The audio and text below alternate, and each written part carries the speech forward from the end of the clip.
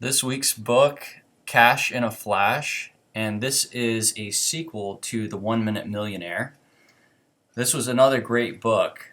Um, Again, it had a very similar format to The 1 Minute Millionaire. The first part of the book was for left brain thinking, for kind of the how to, and then the second half of the book was all about a fictional story that took place. So, in the last one, there was a lady that had lost her children due to she lost her husband in a car crash. So he was killed, and her kids got the custody was turned over to her late husband's parents because they had the lawyers, they had more money, and they were able to do it, which she didn't think was possible. But so basically, what happened was her kids got taken from her. Not cool.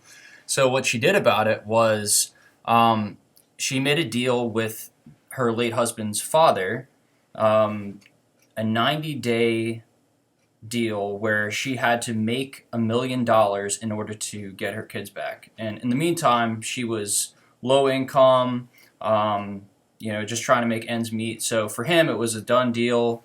He didn't think it was going to happen.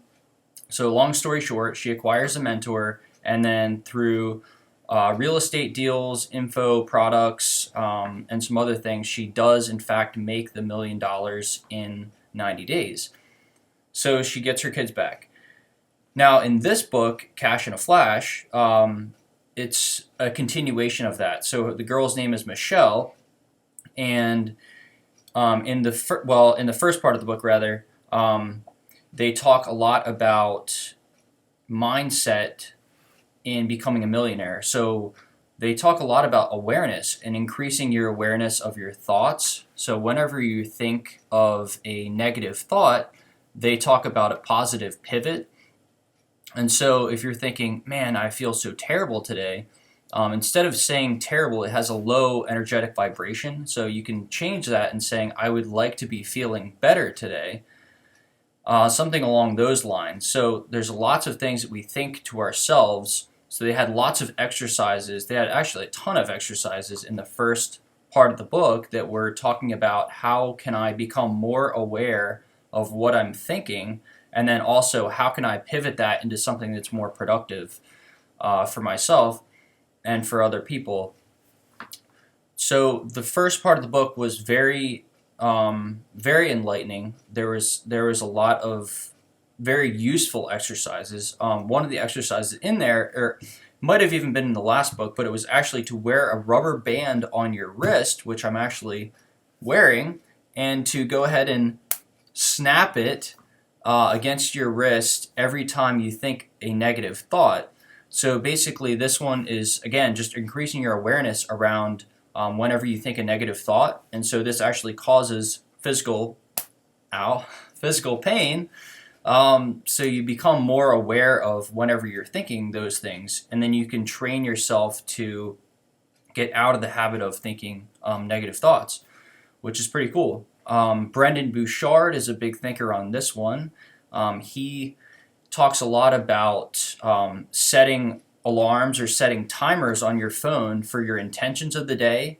And so this is another big one, just about a constant reminder, something that throughout the day it's very easy to get carried away with whatever we're doing. So the rubber band is a great example of something to do on a regular basis. Also setting your intentions for the day on a timer or a calendar to go off a couple times per day. So mine are 3 times a day. I'll have my intentions for the day set.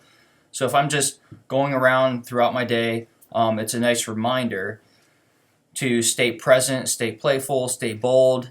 So those are mine, and it just keeps me accountable to that. So it's something that happens automatically that I don't have to worry about or think about. It just happens, and I view my phone anyways throughout the day, so it's a nice reminder of that. So the first part of the book is all about shifting your mindset and what to do about it.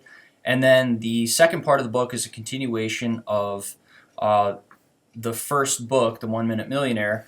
And so in this part of the book, Michelle, who was the mentee, now becomes the mentor. So she's made her million, she has her kids back. So the process of this book is basically she owns a bookstore which has um, helped the community in that it's more than just a bookstore. People go there to hang out. There's a lot of charity involved. There's lots of iPads, electronics for the kids to use and whatnot and to learn. And so she has multiple employees. And one day they have a huge storm. There's a lady that comes in right before closing and she wants to be helped. She's kind of smelly, not really taking care of herself, and so they let her in, and she wants to find some books on pregnancy because she says her sister is pregnant, but it's actually her. So long story short, big storm, a tree falls into the office, so they're all trapped in there, and there's a bunch of mayhem going on, and then after that, the girl that comes in who's looking for pregnancy advice actually is pregnant and actually has to have the baby right there.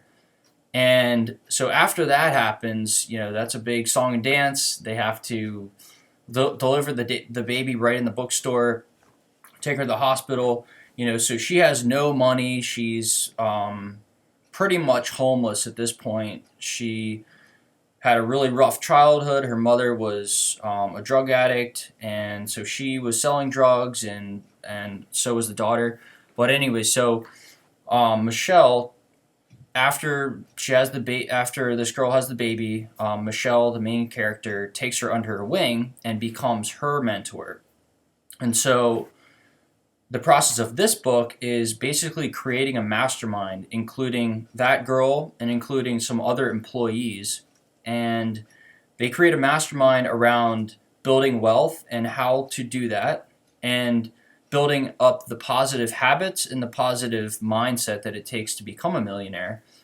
And so they went through quite the time doing that. There were a lot of kind of negative mindsets in that group, and Michelle did a great job. I know it was a fictional story, but she did a great job of transforming their mindsets into just kind of slaving away to entrepreneurial type mindsets, and was able to transform their lives. So there was a bunch of people there, a couple people in the community, and then a couple of her own employees, and then also this girl that she took under her wing. So all in all, very inspiring story. Again, a nice continuation of the previous book. So Michelle branches out on her own and really starts to give back. So it's a nice kind of circle from the first one where she was mentored, and then in this book, Cash in a Flash, she's the one that's actually doing the mentoring, and then some of the trials and tribulations that come up with becoming the mentor instead of the mentee. So great book if you're looking into wealth and accumulating wealth, and also the mindset that it takes to do that. Highly recommend it. Hope you enjoyed it.